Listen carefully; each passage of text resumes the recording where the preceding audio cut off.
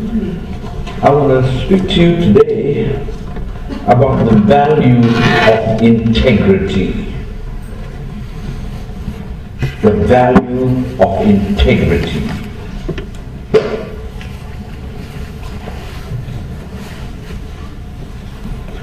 I believe right at the outset we need to just get clear. What is this word integrity? Well, integrity essentially means being real. In other words, whatever you are on Sunday morning is the same thing you will be on Monday, or Tuesday, or any other morning as well. And it really means that you are a person of value, a person of worth. This reminds me of a story that I heard about a new minister who just arrived in town, and just as he got there, he got a news that he had to preach at a funeral service. Now, not knowing the family, not knowing the deceased, he stood there and, like a good minister wanted to do his very best, he preached and preached, and then he started to speak about the man, and he spoke so many good things about the man, and he said that the man was an excellent father, husband, businessman. He just used the best adjectives to describe the man, and while he's speaking, the deceased wife whispered to the son and said, "Go and check in the casket if they're talking about your father."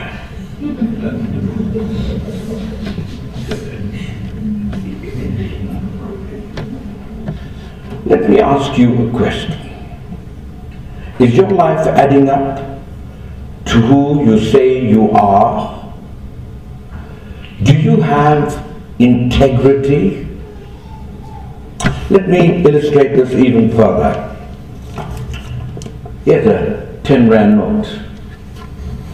It's got value. Okay. Does it still have value?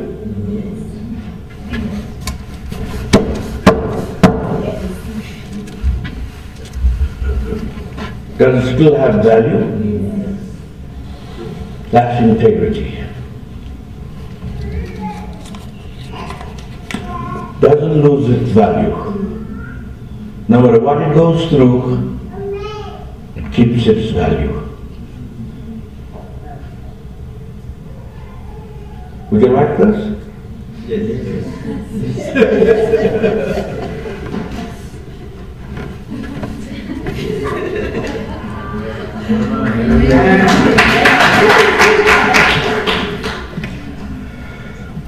And so I want us to turn to the book of Daniel,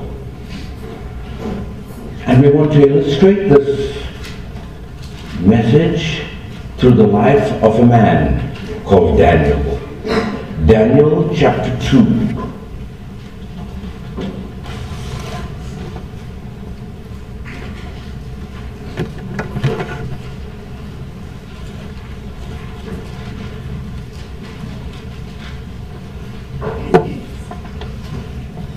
And we'll read from verse 1. Daniel chapter 2, commencing from verse 1.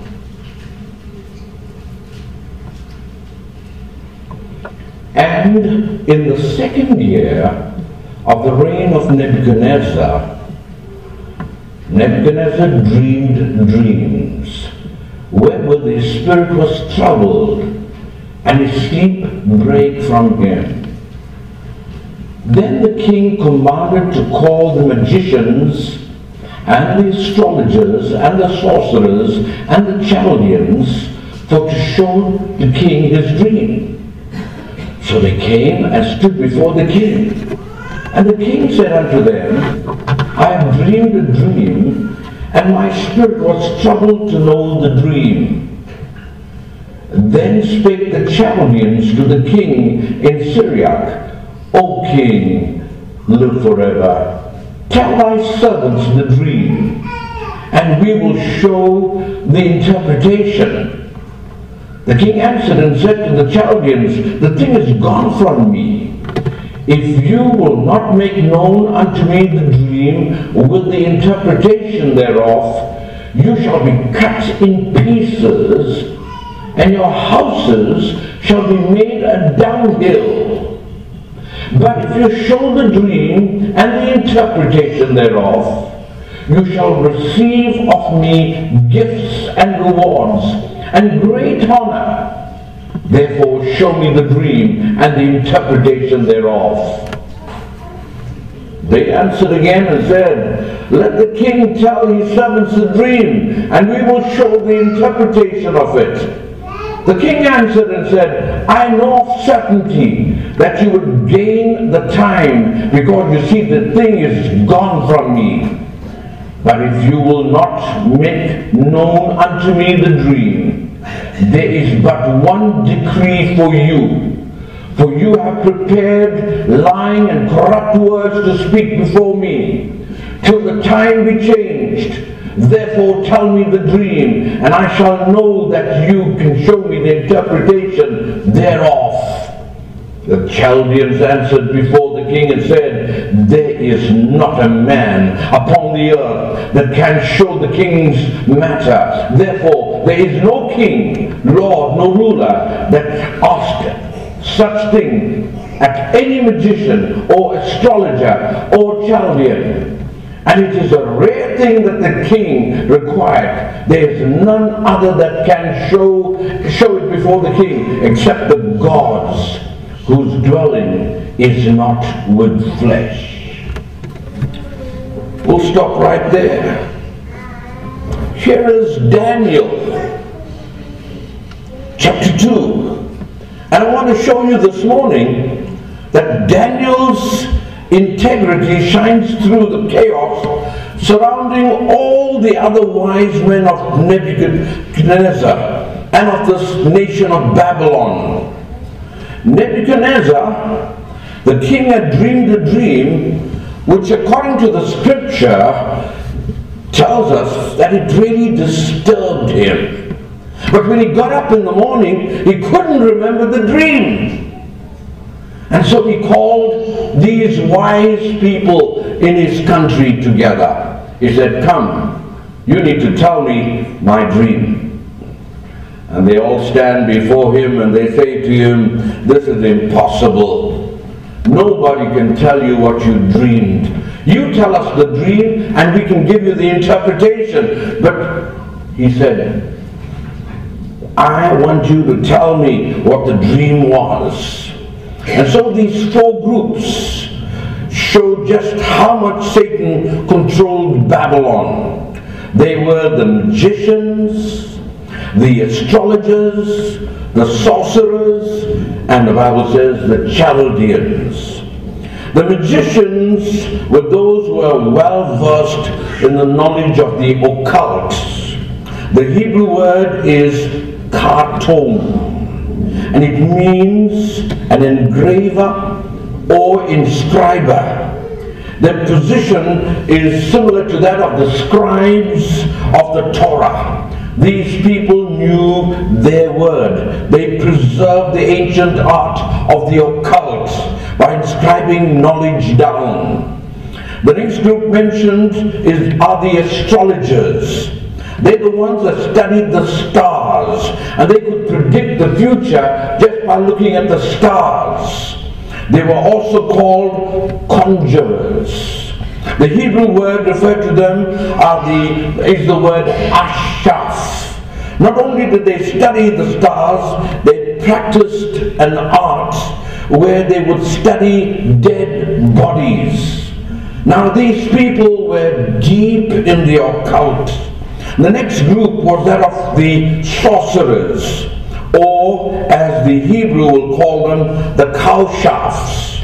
They practiced witchcraft through the use of familiar spirits. So you can see that the people that we're talking about were deep in the occult. And the last group were the Chaldeans. Now the Chaldeans were people that just practiced witchcraft. And so the entire nation of Babylon was finally called Chaldeans simply because that's what they believed in. And there are many peoples in many nations that live and practice exactly what we're reading about. These groups were involved in the worship of idols and demons, involving in most cases human sacrifices. Daniel lived and professed his whole teaching of Christ.